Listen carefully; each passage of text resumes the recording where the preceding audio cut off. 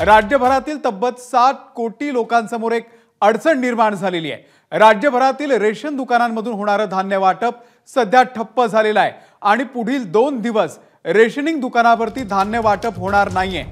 लाभार्थ्यांची माहिती इंटरनेटवरती अपडेट करत असल्यानं धान्य वाटप होणार नसल्याची माहिती आहे। राज्यभरातील लाभार्थ्यांची माहिती सेव्ह केली जाते, त्या क्लाउडची मुदत संपल्यानं सर्व डेटा दुसरीकडे शिफ्ट करण्याचं काम सुरू झालेलं आहे आणि त्यामुळे आणखी 2 दिवसांनी रेशनिंग वाटप सुरळीत होईल। राज्यामध्ये अंदाजे 7 कोटी लाभार्थी असून या महिन्यातील आतापर्यंत 5% रेशन वाटप करण्यात आलंय। दरम्यान या ई-पॉसच्या समस्येमुळे रेशन धान्याचा काळा बाजार वाढण्याची भीती वर्तवली जाते आहे।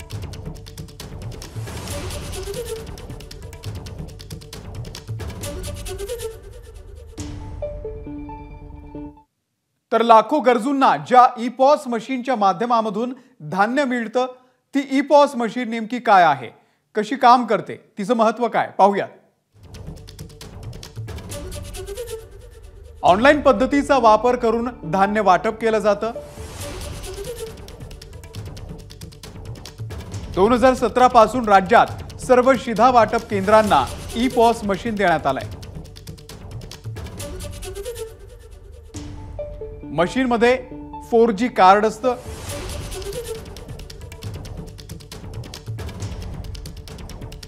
मशीन मध्ये ग्राहक क्रमांक म्हणजे RC नंबर टाकला जातो।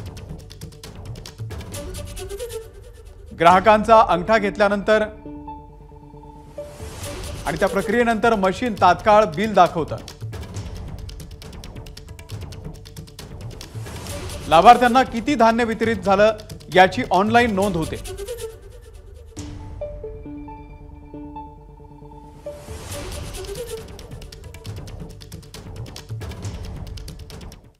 इकडे हिंगोलीत देखील ई-पॉस मशीनचं सर्व्हर डाऊन झाल्यानं रेशनिंग दुकानावरील धान्य वाटप बंद आहे।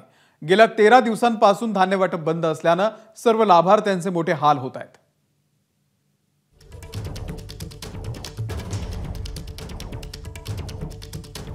गेल्या महिन्यामध्ये माल आला होता नोव्हेंबरमध्ये, पण लाभार्थ्याची अंगठे येत नव्हते, मशीन चालत नव्हती।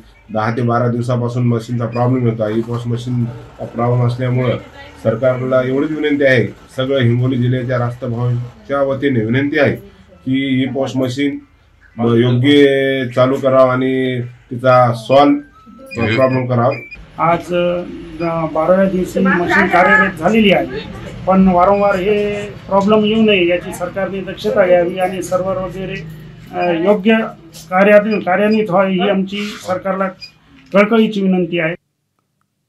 तर संभाजीनगरमध्ये गेल्या 4 दिवसांपासून रेशन दुकानांवरील धान्य वाटप ठप्प आहे।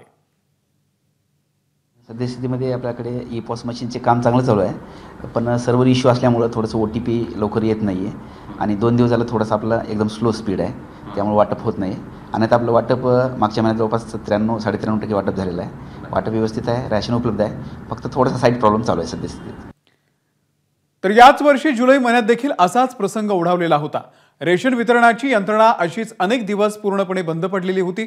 त्यावेळी लोकांची ओरड पाहता ऑफलाईन धान्य वितरण सुरू करण्यात आलेलं होतं, पण एकूणच ऑफलाईन धान्य वितरणाची वेळ येऊ नये, कारण देशातील गरीब उपाशी पोटी झोपू नये यासाठी मुळात ही स्वस्त धान्य दुकानांची योजना आहे।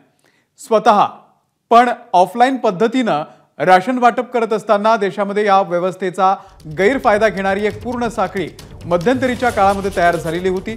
कधी खोटं रेशन कार्ड तर कधी गोदामामध्ये पोहोचायच्या आधीच वाटामारी करून हे दलाल आपले खिसे भरायचे आणि ते होऊ नये म्हणून या व्यवस्थेमध्ये हे ई-पॉस मशीन आणले गेलेलं आहे।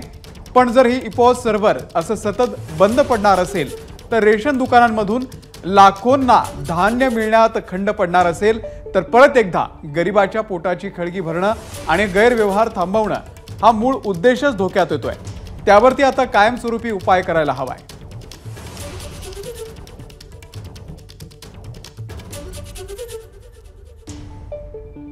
ABP माझा, उघडा डोळे बघा नीट।